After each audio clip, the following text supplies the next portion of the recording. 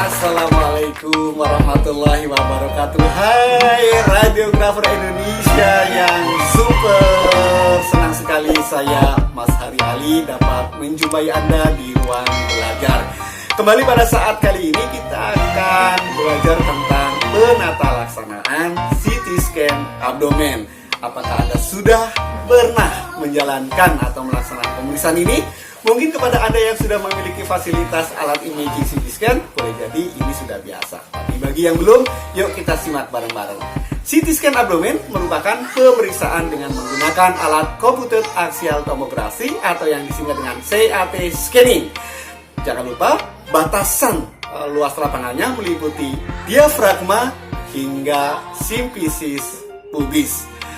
Pada sebagian besar dari pemeriksaan CT scan abdomen ini selalu menggunakan kontras media, baik itu oral maupun intravena.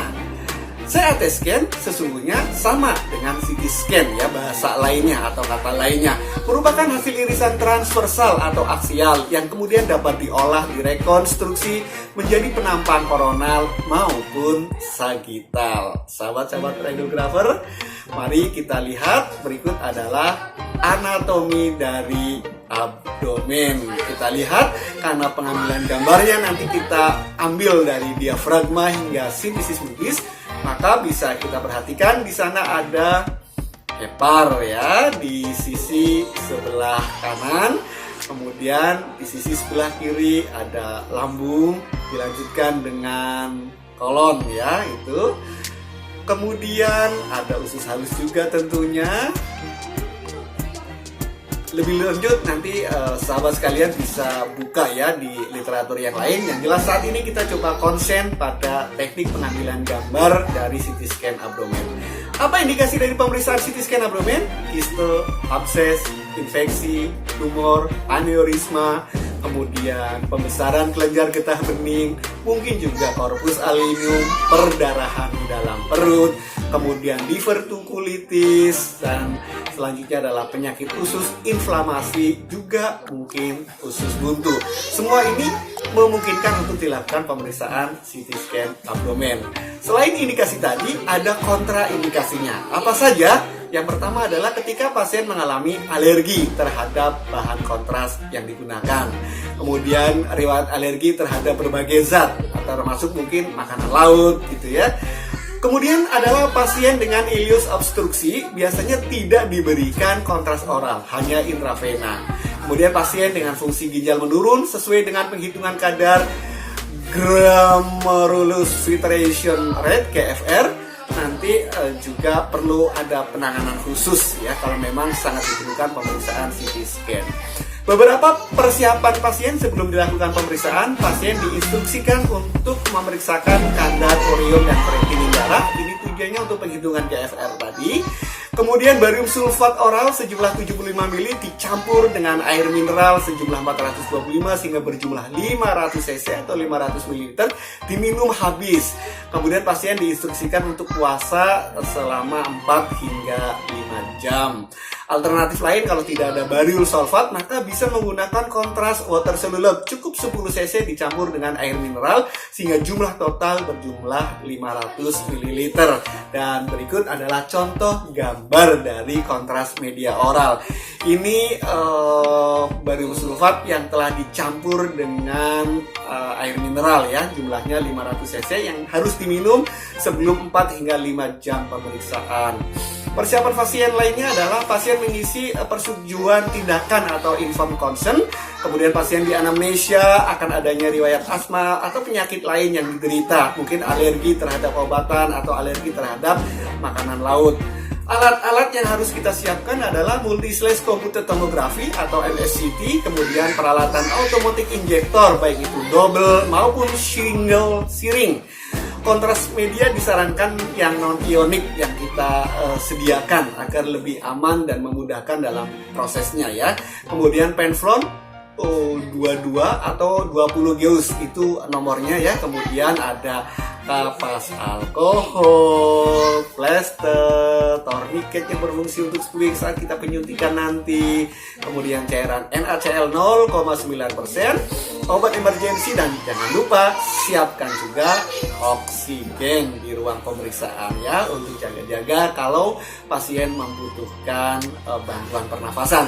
Ini adalah contoh dari CT scan, dan ini merupakan injektor ya, ada 2 syring, walaupun 1 syring pun memungkinkan atau bisa. Ini kontras media yang biasa digunakan, kita sarankan yang non-ionik.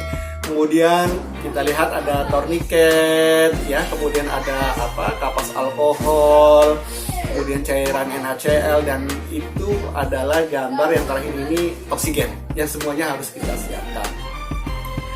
Persiapan kontras media melalui automatic injector. Jadi sebelum kita lakukan pemeriksaan, sebaiknya injektor otomatis sudah kita siapkan ya. Parameter-parameter penggunaan, berapa volumenya, berapa flow rate-nya udah kita pasang, udah kita siapkan.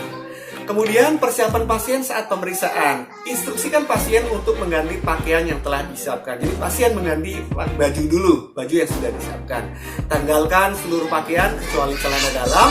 Lepas seluruh benda logam yang lekat pada tubuh pasien. Kemudian berikan air minum kurang lebih 10 ml. Tujuannya untuk marker di lambung ya, supaya kita tahu untuk membedakan dengan organ lainnya. Kemudian pemberian penjelasan ke pasien.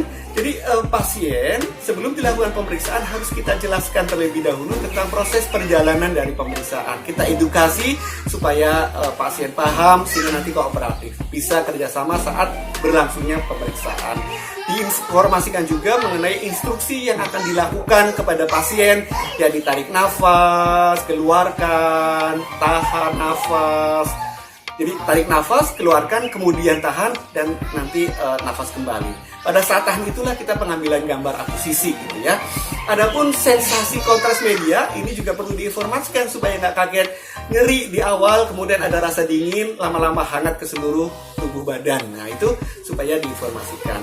Kemudian minta pasien untuk memberitahukan pada petugas apabila terjadi reaksi alergi pada saat kita memberikan kontras media.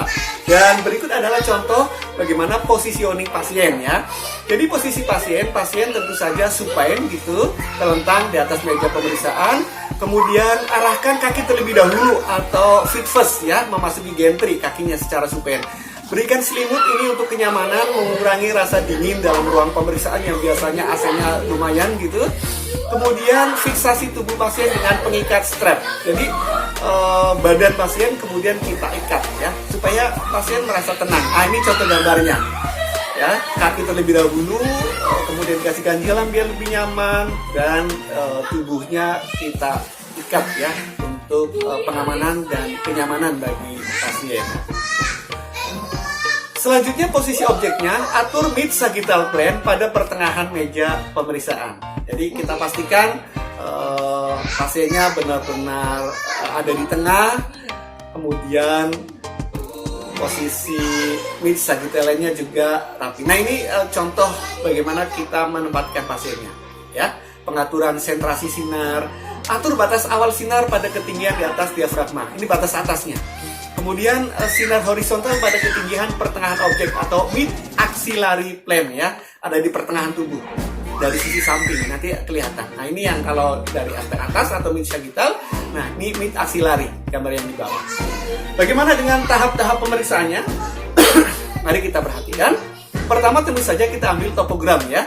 Kemudian kita ambil abdomen non kontras ketebalan 5 mm.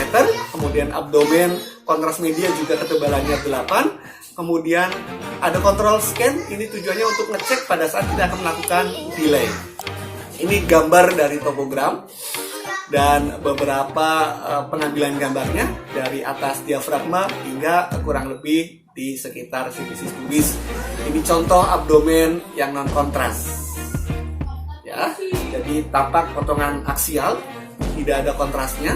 Nah yang ini adalah post kontras media. Nah ini berkas yang menyengat enhance, ini adalah kontras ya, itu di daerah hepar. Dan ini adalah posisi pasien setelah delay, sehingga kontras setelah masuk ke vesika urinaria ya di bawah. Ini contoh gambaran dari posisi koronal ya. Koronal, kita lihat kedua ginjal juga terlihat terisi dengan ginjalnya.